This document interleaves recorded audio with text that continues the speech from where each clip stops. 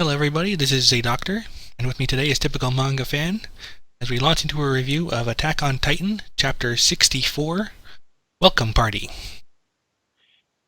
Interesting title, I'd say that. I know, it's like you have to wonder which side's the welcoming party as we go along here. We open up with a quick recap for anybody, just for current events here so far, is that basically main character Aaron and another character Historia, or Krista if you prefer, can go either way really, are being held captive. The bad guys are trying to manipulate Krista into devouring Aaron so they can take on his Titan powers for herself or for them. Meanwhile, Aaron is bound and gagged and can't really do much of anything. And then, pretty much. Yep. This chapter we open up in a church where there's a hidden where the rest of the Survey Corps is about to go into through a hidden door into where Aaron is being held captive.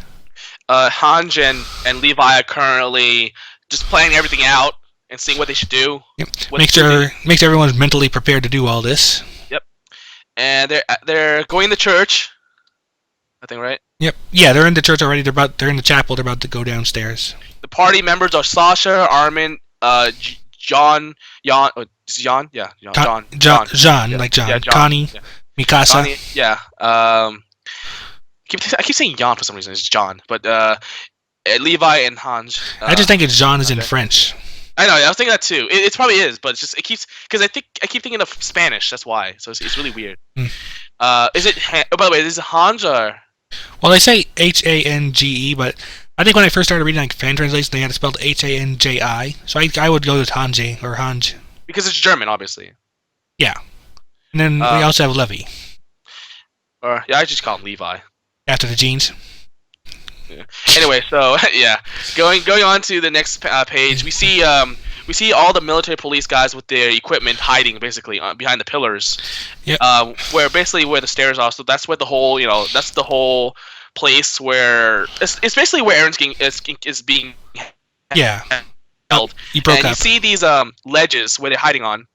Okay. You see the ledges where they're hiding on, basically. Yeah, and then the next 3 pages are dedicated to outlining their strategy and making sure they explain to everyone there that don't let the situation get chaotic. Like don't like I said, don't let them take control of the fight. Don't let things get too chaotic or it's to their advantage. Make sure they don't know how many of them there actually are and all that. And she talks about why they're doing this, and they're basically following Kenny. Yeah, they're following Kenny's dream, and I guess Kenny. Something tells me that so then obviously lower to Kenny and not the king, which shows you maybe maybe gives a hint as to who's really in power. And of course, suddenly Levi's team throws in as a smoke screen. Yeah, basically, smoke screen. Yeah, it's more like a bomb or a smoke bomb. There, it's like they basically have like a gas can or barrel tied to wheels, and they just send it down the stairs, and it just starts blowing smoke everywhere. Sasha's being awesome as she usually is. It's blowing smoke, and then you're about to say Sasha's choosing and then explodes. Yeah, she uses fire arrow on the barrels, and they explode. And then it's always gunpowder. So yeah, oil's being scattered everywhere, so everything's on fire. And the smoke is actually masking their positions, which is actually pretty smart. Yep. And then Levi and Mikasa, being the strongest members, attack. Yep. A quick detour, if I might. One thing that kind of occurred to me during this whole scene, this whole sequence, is that right now the fight is the difference between them in this fight. It's in numbers or anything. It's experience. Because the Survey Corps, they have been actively fighting more than anybody else. Military police don't actually see that much combat. Yeah, that's always been the issue. That's why that's also a big deal, big thing with the garrison. But the garrisons have recently had more stuff to do because of the tag attacks. But yeah, the military police have been the most inexperienced, and of course that's why they have these equipment to kind of make up for that. But in the end, with time and strategy, the Survey Corps are obviously dominating. Yeah, and they don't even need that much time because, like I said, we have this whole page of them explaining the strategy to her men. But Levy, like, as soon as he recognizes how many numbers there are, he yells out the number and where they are, and this lets the team do the rest. Yeah, and I also note that these are just a small faction. The actual military police is currently on the Survey Corps side. And the Survey Corps, remember, has won everyone over. The garrison, the military police, and the rest of the Survey Corps are all joined together. This military police are the faction that just follows Kenny only. Yeah, Kenny or the royal family. Yeah, I think it's just Kenny. Yeah, pretty much. Kenny, just to make sure I'm not misremembering, Kenny is Ackerman, right? Yeah. Okay. And I just like because they said that the whole reason for them being here is that they want to follow Kenny's dream. So it's obviously has nothing to do with the king, and I'll talk about that later when at the end of the chapter. But so right now they basically have signal flares so that smoke gets in the way while while Mikasa and Levi are coming in and counting. I think you past. Okay, 35 of them. So there's 35 military police members, and basically the military police they disperse while Levi. Well, no, everyone's attacking basically now. So with Armin and is it Hanj? It's Sasha. Armin and Sasha staying behind. Yeah, because Sasha's got the bow. And yeah, so right now the military police are trying to get more space so they can use the gear, basically the maneuver gear, 3D maneuver gear. I think it's called. Actually, it occurs to me like those two are probably the best ones to keep behind, like Sasha and Armin. Armin because he's not really a fighter, or at least a frontline fighter. Yeah. And Sasha because he can pretty much snipe at them. Yeah, and yeah, which is what she's doing. Yeah. And I like to mention that like they are lacking in numbers, so that the advantage that the military police has is their number. Mm-hmm. The numbers. So let's see. So there's a lot more smoke, and John I think gets one. Okay. John, they talk about the weakness of the 3D the anti 3D maneuvering gear is that the anchor deployment mechanism and the direction of fire are aimed the same way, which means that when the enemies are moving, their backsides are completely outside of firing range. Right, because like I said, the gun and because the gun and the grapple could go the same direction. So when they're web slinging, they can't really shoot and sling at the same time. I forgot to know that I forgot to put anti before when I first mentioned that they're 3D gear, but anti-personnel, Yeah, just to be clear, the military police have an anti-personnel 3D moving gear, while the Survey Corps have the normal 3D, which is what's used for Titans. Yeah, so I think that's where that's another advantage that the military police have, Right. But of course, John basically he gets another kill in. I think is this the first kill? Second, I think. I want to say at least second. Remember, because he messed up with the. The one that was about to kill Armin before, like he hesitated. Yeah, and then Armin had to kill her. Yeah. Yeah, I remember that. I want to say I think there's something in between there, but I could be wrong. Either way, he's doing it now. Okay, so let's see. There's some shooting. They missed. The military police missed. Yeah, Connie is fighting, but he ends up like losing focus and almost getting caught by someone else until Sasha saves him. Yeah. Connie, damn it. Yeah, okay, this is amazing. I want to see this animated. That's just not to say that. Yeah, Mikasa, meanwhile, is a beast.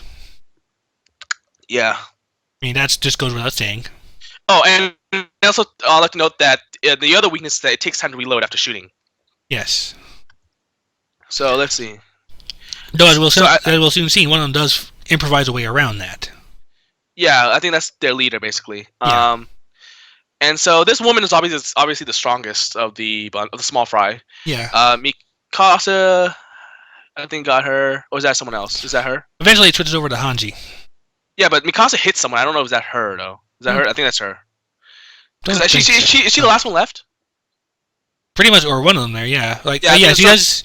Yeah, Mikasa does kick her, I think, or slash her. Slash her, but she manages to dodge. It looks like. Yeah, or no, I think she got hit. You can see the blood splattering out. Like I think it's just a flesh wound. I know. It looks to me more like she's bent backwards and using the gun to fire off a new hook. Yeah, because I see the blood coming out of her, so she got hit. So. But let's see what else. I'm on page 27. That's what I'm referring to. Okay. Yeah. Oh. Okay. I think I'm looking at 28 there, but yeah.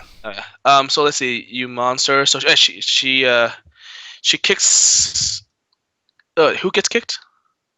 Let me see. It's kind of hard because I have to admit, Isayama is not the greatest artist in the world. Mm-hmm. In fact, he's pretty bad at drawing. Well, still, the characters are usually distinct enough for them, like individually. It does, but action-wise, it's hard to tell who's who, though. People have talked about his art style, and it's not exact. It's not the cleanest. Let's put it that way. I remember people actually got disappointed when he was drawing sketches for like at cons or something like that. Who got kicked?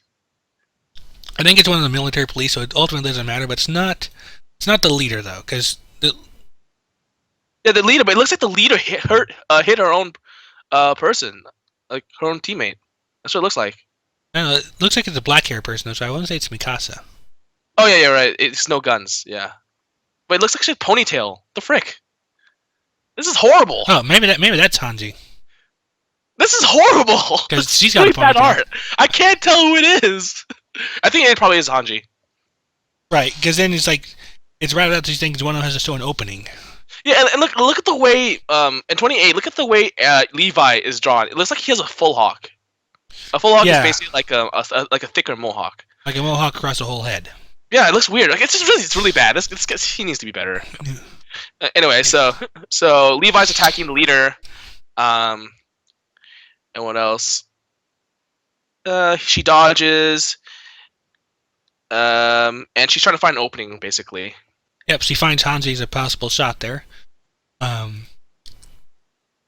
Yeah. Like she fired both her shots, so she needs to reload. But as I mentioned earlier, she improvised a way around by firing the grappling hook at her instead. Yeah. Which actually, if you look at the page where she actually fires it, it's like a serrated hook. So that digs in. Okay, so she got hit in the. Okay, so Hanji got hit in the shoulder, which hurts, but that's not lethal, unless she's. She also gets slammed in one of the pillars right. Okay, so yeah, honestly, if that's how she gets killed, yes. Okay, so Hanji's out. So everyone's shocked, and dead or alive, she's out. Well, here's the thing. I would say that it was kind of predictable because she was the one who was like basically beasting through this entire chapter by making all the plans, all the tactical plans, and basically being the leader, the tactical leader in this situation. And she's been shining throughout the past chapters. She took control of the media and all that stuff, and she's really influential. So it kind of was predictable that she would be taken out in this chapter. Yeah, based on the way it was, but because like I said, she's had her big moments. Like I said, unless there's some other purpose over it is possible for her to die here. Yeah, but it's just so. It's just like as you see blood. So, but it's just like. Yeah, the way the blood was drawn there, I wonder for what if her arm got yanked off or something. Oh, but then, come on, everyone's arm got yanked off, and he's alive. But yeah, but then I realized that you can see her sword kind of sticking out there too, which suggests the arm is at least still there. Look, if Hanj dies like this, it's not even that she dies; it's just that she dies in such a. It's such a stupid way. Like it's not like if she would die like getting shot through the heart or being stabbed, something that actually says lethal rather than falling just getting slammed, which would hurt and could kill her. But it's just kind of like for someone with such prestige, she needs to have a more glorious death, or a more gruesome one. Or yeah, that would in some ways that is kind of glorious but yeah, glorious or gruesome. Yep. So her getting killed off this way is kind of stupid. Yeah, but it suggests he's still alive just for the simple fact that Levy orders Armin to stay with her and take care of her. I hope they don't come back. It's like, oh, how's she doing? Oh, she's gone. I hope they don't do that. Yeah, I don't think that's too likely at this point, to be honest. Yeah, I could be wrong. She's still alive. Like, no, yeah. What we can confirm is that she is still alive. What we can't confirm is she dies from her injuries later on, because you don't always die immediately from your injuries. So true. Anyway, that's pretty much it for the fight for this chapter. We now go over to Eren being chained up. Yeah. This story apparently talking to her father, her biological father, who's trying to manipulate her to his side. Oh man, I hate Chris. Okay, I'll say this in a sec. There's a panel that will tell me will explain what I'm saying. Yeah. Okay. So basically, they're like, okay, the enemy's approaching. So that's what the king says. And Aaron's like, don't take the. It's basically like he has his mouth Gagged. Gagged. There we go. That's what I was looking for. He has his mouth gagged, but he's basically trying to tell Historia or Krista that she shouldn't take the Titan formula, which will turn her into a Titan to eat him, because that's just more pain and misery, you know. And then now she's like, "What is it, Eren?" With that glare, and this is, and then her father response is he's realized his own fate and the direction his deeply sinful fate leads. Which, okay, now it makes sense that the father's being an asshole because the father is always an asshole. But Historia, Historia's pissing me off because she's so she's so easily manipulable. Like, it's ridiculous. And the fact that she turned on Eren, even though throughout the entire chapters before they were comrades and they were, they were captured together, and they clearly knew they even had a moment where, like, they even discussed, like, being Historia versus Krista. Yeah, exactly. And not to mention that they had moments together, and then even when they were taken out of the box, Historia came in and tried to comfort Eren by saying, "Look, it turns out that my dad's not the bad guy. Don't worry, we'll all be fine." So it looks like she actually does care for Eren, and suddenly, just because it turns out his dad did something bad, she turns on him, and then it's like it makes no sense. There's something bad is killing her whole family, so he can. No, but what I'm saying is it's his dad, not him. That's the issue here, and what it comes down to is the concept of the sins of the father, and in my opinion, a son being responsible for whatever his dad did is really a dumb type of idea. And unfortunately, a lot of people take this concept like seriously in real life too, especially with the whole generations type of thing. Is a country responsible? Is Germany still responsible?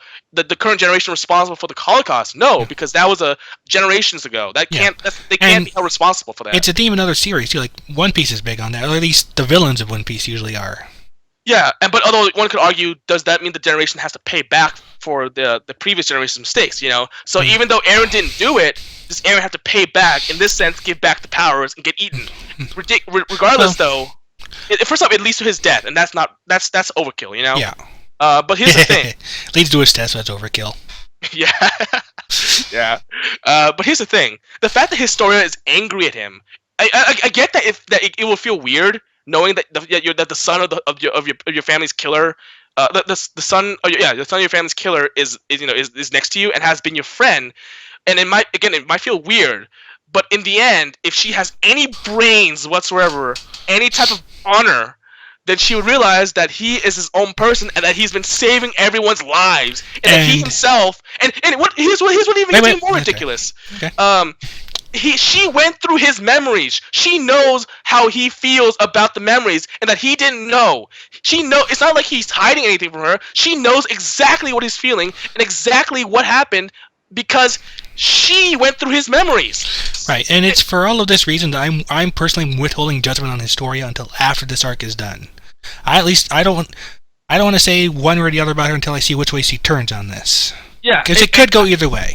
It could go, but I'm thinking it might go the way that I don't want to go. That I'm thinking that I'm getting that type of vibe, but yeah, I think that's the one thing that pisses me off the most is that she knows he didn't know, and that she went through his memories. She found out along with him, so it's kind of like it's not like he withheld information from her, Right. It's not like he lied to her. And the fact is, she saw him crying over his dad's death, and she should know that his mom got killed by a Titan. Like, she should know he went through some deep shit. So it just pisses me off that she doesn't even acknowledge that maybe she said the thing is though she doesn't even acknowledge that maybe he's just a victim as like everyone else. Right. It's just and of course the dad blames him, but the dad is a dick, so that makes sense. Yeah, and he's the kind of person who probably would go sins of fox. It's royal family, royal lineage. Yeah, and I get that he's her father, but remember that he had her mother killed in front of her. My gosh, and the more I'm trying to think about this, the more I'm thinking she's really stupid.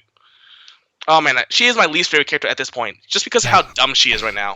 Like I said, I'm withholding judgment until I see just how this ultimately turns out. Okay, so that was my rant for.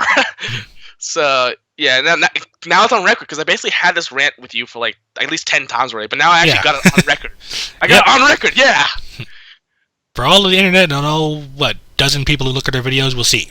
Oh, everyone starts off small, but I'll get people to listen to it. At least that part, just because I'm so pissed off about it. And I'm sure people were like, "Oh, do you hate it because she's lesbian?" No, I don't give a shit. Like, Oh, that's right, Ymir. I honestly forgot about that for a moment. yeah, it doesn't matter though. That's the thing. It doesn't matter if she's a homosexual or not. And it doesn't matter because ultimately it's her character that's defined by how she acts, and she is such a moron. She's an idiot. I'm grinding my teeth because of how stupid she is, and the fact that she's a walking fan service, that she's all about being pretty. At least definitely in the anime. The anime points it out. I don't know about the manga, and it pisses me off because it's like, what is she there for? Manga doesn't really have much for fan service, in my opinion, or at least not for that kind of fan service. Well, no, but it made the point because it made the joke like Reiner and Armin like oh I want her to be my wife, so she's ridiculously pretty. That's the point. And there's a scene in the anime where she's like she has like a shining background, you know. I don't know. To be honest, the only one I really think of as cute is Sasha. I think Mikasa's attractive, but that in her own way. Yeah. Especially her abs. I'll say that. Okay. But anyway, so now going back to the story. So it turns out that 100 years ago, this cave was created by the power of a titan. A special titan. Yeah, which kind of makes sense because this cave doesn't look like it's it's man-made. Yeah. And it's definitely not natural. And we have confirmation that the 3 walls are in fact made from the titan's power. Yeah. And the titans came from like a mother type of titan, like have you ever seen the Zoids? So ever seen Zoids before? Only the very first series of it, like the one where they're like it's like competition. Okay, here's the weird part. Even though that was aired first, that actually takes place after the second series, because that series was made after. It was aired before. It's kind of like Dragon Ball Z, where they aired Dragon Ball Z before Dragon Ball. Yeah. But there was something called the Zoid Eve. It kind of reminds me of.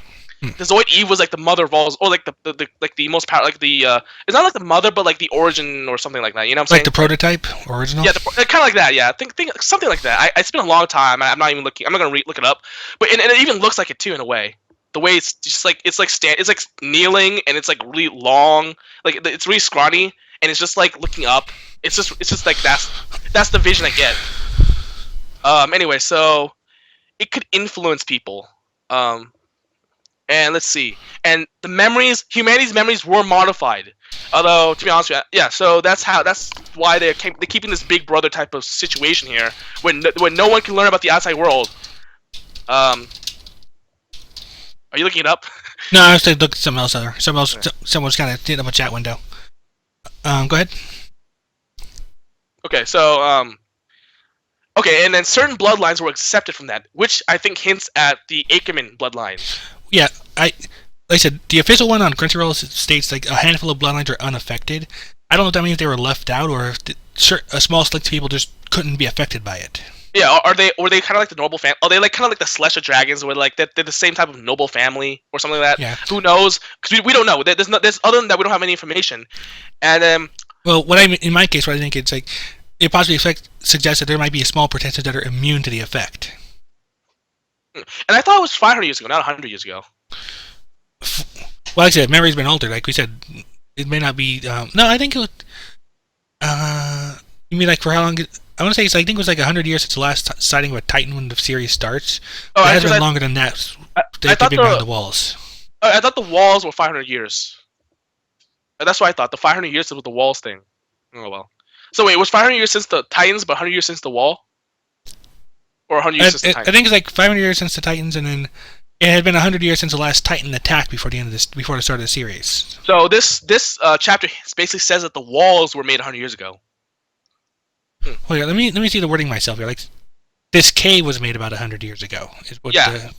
But then on the next page, it says that no one knows of the world's history from 100 years ago because the Titan who made the walls it modified people's memories 100 years ago. That's what it says. Okay. Of course, by that reasoning, like it could very well be that it was 100 years old, but then like it's 500 is what everyone thinks. Possibly, and of course, everyone.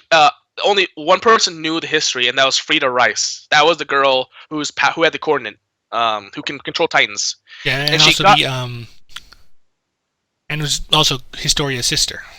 Yeah, and she possessed not only the power of the Titan, but the history of the world. And she was 15 when she obtained the Titan's power by eating her uncle. in the same type of scenario as Historia and Eren now. In this kind of scene, they chain him up, like, because I guess to avoid him accidentally turning into a Titan, but that doesn't really, accidentally him, turning into a Titan by hurting himself, Because I was thinking to myself, like, he would turn to. It doesn't matter once he turns to a Titan because the chains would break, but I guess it's to. It's kind of interesting. Like, why would they chain him up? I guess to make sure that he doesn't like have any second doubts. Well, yeah, like say like flight or fight response doesn't kick in, or doesn't hurt himself in the process of getting eaten. Because that's what you have to do to actually transform. Yeah, and it's also interesting. Why is it that the younger brother got it? Usually the older brother. Just thinking about it, like maybe it's a compatibility thing. Possibly, but it's obviously. Okay, how do they choose exactly? Because she was the oldest, right? I think maybe not. I don't know the process. I don't think it really matters because I'm sure. I think it's just one person. I think that's all we need to know. And he was smiling, so obviously he accepted this. And she turned to a Titan, and then of course she ate him. As Titans do. Yeah. And I guess everyone's sad, blah blah blah blah, except the father. Father's always weird. Well, like you said, he's a dick. Yeah, but I'm just thinking, like, he's a dick to Eren, but is he a dick to his own family? And of course, we all have that hypothesis that maybe he planned for them to die through some type of weird, twisted conspiracy, but we don't know that. Again, this is all speculation. Yeah. And so what we do know is that Frida inherited the power of the Titans and the memories from her uncle, and when she chooses this, when people have this history in their heads, they have the option to tell everyone or to tell no one. Yep. And then she apparently was basically everyone ever since the original Rice family, like the first king who created the walled world, the last civilization of humanity, basically, with the walls. They chose not to reveal to anyone the history of the world, basically. And so she apparently also agreed not to tell anyone. Yeah. Although something tells me that maybe she changed her mind. Yeah. Here, quick little detour here. I was kind of looking up like the timing for us here, and again, start of chapter 2. It says like 107 years ago. Okay. Is when Titans first appeared. So yeah, about 100 years is consistent. What the hell is the 500? I don't know. Was that a mistranslation then? Maybe. Where did you see 500 again? I don't know. Can you Google that maybe? Just Attack on Titan 100 years ago or something. Yeah. Let me do it. While we're waiting on this, I said, Nope, no, there's no 500 years. It's just. Oh wait, no, I hasn't seen a Titan for 500 years. Oh no, never mind. It's 100 years. Anyway, one thing they also mentioned as well, like you said, like they have the power to choose whether or not to say anything, and not one of them has ever chosen to reveal it. Yeah. Like I said, Frida might be the exception. She might have been the one who tried to do something different, but. Oh, you're breaking up. Can you say that again, please? Like you said, like Frida might be the exception here. She might have chosen to change things or speak to Eren's father herself. Maybe it's possible. Maybe that whole thing was arranged between them. But possibly. Yeah. Like I said, maybe the kind of remind him like there's like an episode of Doctor Who that has a kind of a similar plotline in there. It's an episode called The Beast Below, and basically, like I said, I'm not going to go into super bunch of detail, but there's a terrible secret that we learn towards the end of the episode, and the leader of that place is given the choice to either erase her memory of the past 10 years, which is how often that she's given this information to make the decision to make the choice again, forget all about it and let everything continue as normal, or abdicate her power, reveal the secret, which could potentially destroy the whole civilization. Yeah. Anyway, so going back to the chapter, I'm actually they had a panel where he just kind of like daydreamed or dazes off, thinking about Frida not telling the world about the history, about its history, and that it's kind of a weird type of panel because he's just his story's like father, and he's like yeah, we must hurry. So something important happened. We don't know. I think that's what he's inferring. So yeah, he talks about how men fight each other. This is ridiculous. And if Frida were here, then interesting.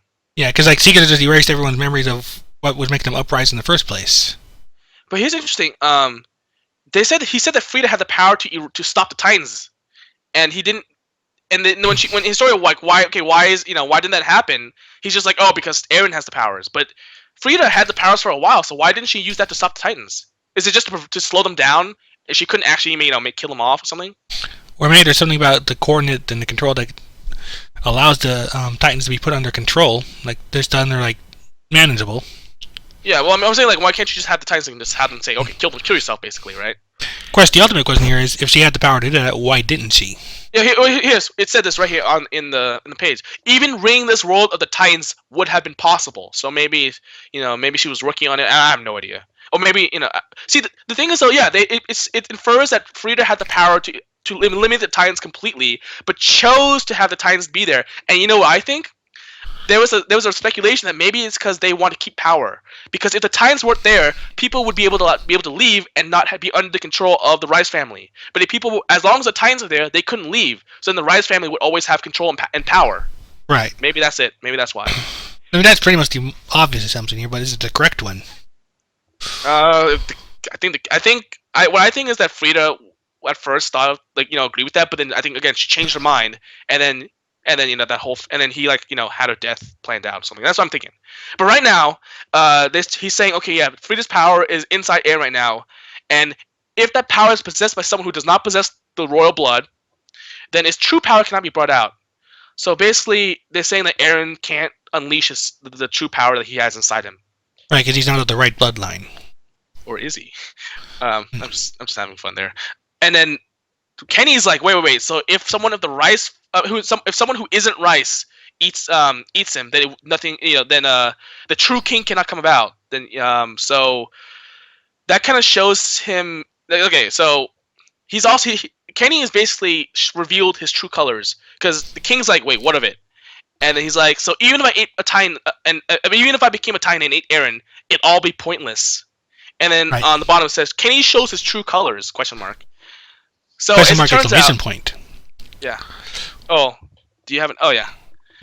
It has a question mark in mine, but yeah. Yeah, mine shows a question mark and an exclamation point. Okay. So. Anyway, so so basically, it shows that Kenny and the king don't have the same plans. Yeah, they're not quite on the same page here.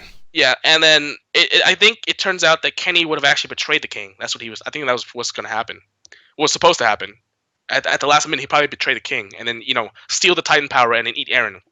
So what's basically happening? I kind of started a bit, but so to simplify what I said before, Kenny was planning on basically betraying the king, from what I can tell, yep, and stealing the Titan power and then eating Eren so that he could become the ruler, basically the yep, true king. But as it turns out, since he's not a Rice family member, him becoming a Titan and eating Eren would be pointless. Right, he doesn't have the compatible bloodline. He's not the royal bloodline. Yeah. So that is the end of this chapter. Yep. So now we might have a Kenny versus everyone else type of situation. I think this is the breaking point where maybe the king gets overthrown, quote unquote. Properly overthrown, the actual king gets usurped good and proper. Yeah. Of course, he's probably gonna. Of course, chances are, if that's the case, he's gonna get killed before he can reveal anything more in depth. Yeah, and unfortunately, maybe his story might always have that doubt in her head. Yeah. Although she could use her memory ability, and I don't know. I don't know if it works on another Rice member, but Well, that was my whole point earlier. Some people are unaffected. I think the reason these people were the nobles, the ones that became nobles, is because they weren't or could not be affected by the whole memory thing. Yeah, but remember, Mikasa's family was persecuted because of that, right? Right. Well, like I said, it doesn't mean they couldn't manipulate other people to someone that got out of line. Maybe they were like the Doflamingos, and they kind of decided not to become nobles, and then they were like, okay, well, you don't become nobles, then we're just gonna try to kill you off. Yeah. Because we don't want you being unaccounted for, basically. But yeah, so that's the end of the chapter. I still hate Krista like the Dickens. Like I said, I'm withholding judgment until we see how this actually turns around. Because again, this could go any which direction. Like I said, Krista could be duped and end up trying to do something to Eren despite all evidence to the contrary. She could be duping the king and just to get information. Could be somewhere in the middle. We don't know yet. It's too early to say. Yeah, and I'll don't forget about Hans too. We also need to find out if Hans dies or not, because I really would hate it if she dies. I get that the whole don't expect everyone to live throughout this entire thing, right. But I mean, if you kill off Hans, you kind of lose a lot of fun. You know, kind of killing off Sasha. Like, I get that you want to have that feeling of despair. You know, like that whole like everyone can die and it's not a safe manga. But at the same time, though, if you kill her off, you would lose a lot of the fun and the glory and just her whole like enthusiasm and her just kind of weird personality. It would be sorely missed, and I don't know. Yeah, but she is one of the people who could conceivably die here. Like, the only ones I think are safe from death are Eren, Mikasa, and Armin. Our main three. Probably Levi too. Levi, because he's the leader. His death's gonna be dramatic, whatever happens. Yeah, it has to be dramatic. He might die at the end. Well, Kenny could possibly kill him. If he's gonna die at all, it's gonna be because of Kenny. Oh my God! Kenny killed him! You bastard! For once, it's the other way around.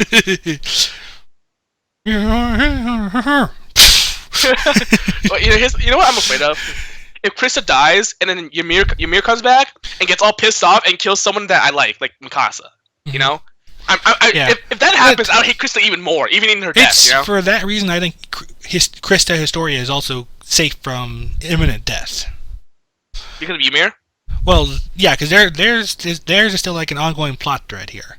Yeah, but like what I'm saying is, if she dies, then Ymir will come back and get pissed off, and that might actually be a plot that they could use. And I really don't want that to happen because it would probably piss me off. Yeah, and like I said, I don't think that's too likely myself. Again, that's why I think at least for the immediate future, Historia is fine. Like I said, there's still some time to see which way this all jumps, but I think Historia will walk out of this one alive. Not necessarily unscathed, but alive. Right now, I think the most likely to die would probably be Jean. He's the one who's been having the most trouble with this. I want him to die so bad. He's the one who's been having the most internal trouble with this whole revolution. He's the one who's kind of having to harden himself, which gives him a chance for survival. But again, that could go either way. The other one would probably be Connie, because he's not the most battle-ready one of the bunch. Well, keep in mind that the Connie situation, Connie does have a story with his mom. Remember who died? Oh yeah, true. Like, he's tied into the whole Humans as Titan plotline. You're right about that. Yeah, unless they want to resolve that without him, they could do that, but it wouldn't be as effective because there's no emotional connection anymore. Has Connie figured that out yet? Or has it been pointed out to him yet? Because I know they were kind of keeping him away from it. I don't know. There's a lot of stuff that we kind of, because a lot of stuff has just been revealed recently. I mean, that's always been inferred, but it's kind of like it's never been confirmed, and even though it's obvious, you know. But I think the characters believe it too. I just wonder, did they tell Connie? Yeah, well. Right. Yeah, I think that's another reason why I think he's safe, at least for now. Well, yeah. I think what it comes down to is that it's actually kind of obvious who's safe for the immediate moment, except for Hanji. Right. Yeah. Hanji, like I said, she might come out of it crippled, like her arm gone. Oh, I don't care. I don't care if she has nothing, like no limbs left. I only care about her brain, basically, her head, in the sense that as long as she's alive, I'm perfectly fine. I don't care if she's blind. I don't care if she's mute. Well, actually, I do care if she's mute. Because then she would prediction. She dies, but they keep her brain alive in a jar. Will that make you happy? I don't think they have to take the technology for that, but I just have her be alive. I don't care if she's paralyzed for the rest of her life. Okay, I just want her to be alive. Yeah. Be like Erwin or something like. I don't care. Yeah. Oh yeah, Erwin. Erwin lost his arm, right? Yeah. Yeah. That's right. We already have someone who's lost an arm, haven't we? Yeah. Please don't turn like Kubo. Please don't be like Kubo. Please don't be like Kubo. I think he's got enough depth of plot to avoid that. Yeah. And for better or for worse, his art style does at least have detail. Yeah. Yeah, I gotta admit, this is our first Attack on Titan review, so I'm just gonna say here right now. As I said before, I really don't like the art. Is kind of weird. Mm-hmm. He actually draws his girls really well, but sometimes the fighting scenes is when it's really really bad. Because we earlier, we couldn't tell quite who is who. Yeah, because the problem is it's already blurry to begin with because it's kind of like sketches. They're basically sketches at this point. Yeah. And then when it gets blurry, it gets even more blurrier. So it's like blurry times 2. So it's like, who is this? And you think this guy has a ponytail, but maybe he doesn't. And you're like, wait, that guy's a ponytail. Levy in his full hawk. Yeah, it has full hawk. Yeah. It's just weird, and yeah. What else is there? Is that it? Yeah. So we got the review. We went over the chapter. We got our theories in. We got our rants in. Yeah. Those of us who had them. Yeah. Okay. Going back, I just want to say one last thing. I think the king has a lot that he's not telling Historia. I think he planned Frida's death. So again, this is all speculation. There's no real definitive proof. But I think he planned Frida's death because honestly, why was Aaron's dad there at that day? Why was he crying? That was a big deal. He was like crying, right? Aaron's father or the uncle? Aaron's father. Oh no, but Frida was crying too in that flashback. The one where they saw her taking the thing to eat her uncle. No, but a couple chapters ago, when Aaron's dad killed everyone, before he turned to a Titan, he was trying to plead. He was pleading. He looked like he was pleading, and he was crying. I had to look at the chapter myself later to double check that, but okay, go ahead. And it looked like he was trying to convince them or tell them something, and I don't think they listened. So that's why he had to okay, well, now that you didn't listen, I have to kill you all now, basically, or something. That's what it looked like to me. Maybe he was trying to convince them to use the power to get rid of the Titans. And maybe they didn't, or maybe he was trying to get them to tell everyone the real history, you know, and they didn't. And it could be Frida wavered at that point. Possibly, and then maybe and of course one would wonder how is it that he was able to kill everyone except for the king. As a Titan, I think he could just run out and be like, yeah, you can't outrun a Titan, man. You can't do that. Mm-hmm. So there's a lot of holes that I'm noticing that I'm sure are there intentionally. So yeah, I mean they're there because we don't know the whole story yet. Yeah.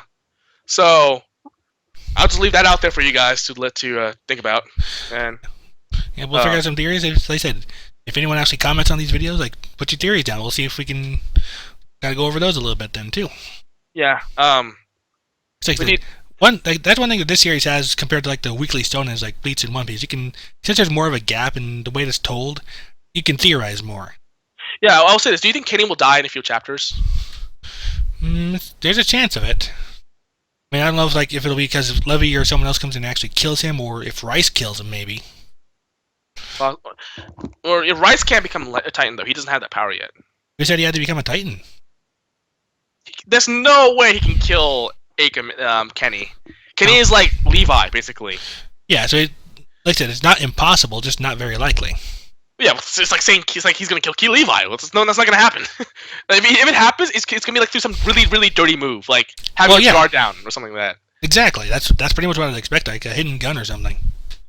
Possibly, but I don't know. I feel like the Ackerman bloodline is gonna be it's made of badass. You gotta admit. I will say this though. Why is it that his family's been persecuted by this guy in front of him, and he's working with him? I think that might be another key thing that we. He's working with him with the clear intent to betray him. Yeah, but what I'm saying is before we found it out, that's what I'm saying. That's what supports this betrayal here. Mm-hmm. So we should have there's definitely a lot of speculation going on here, but yeah.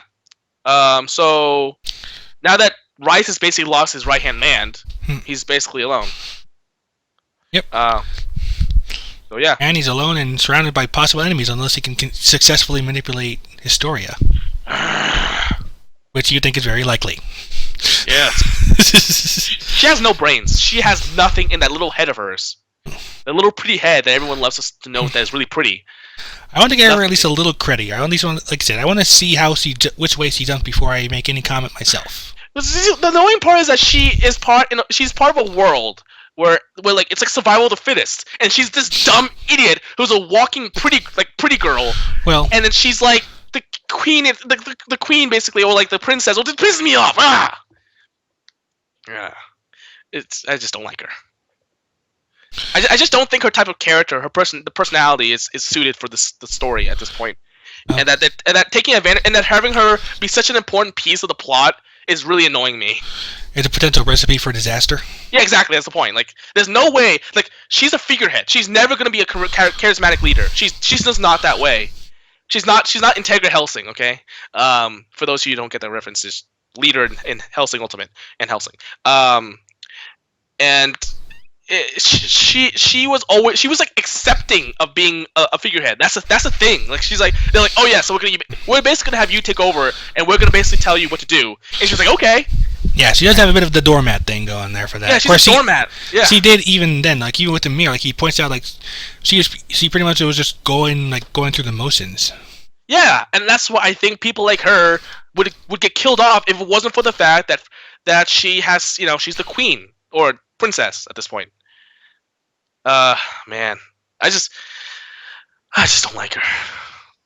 Like I said, next month, I think it is, or later. We'll see the next chapter. And we'll see how that goes.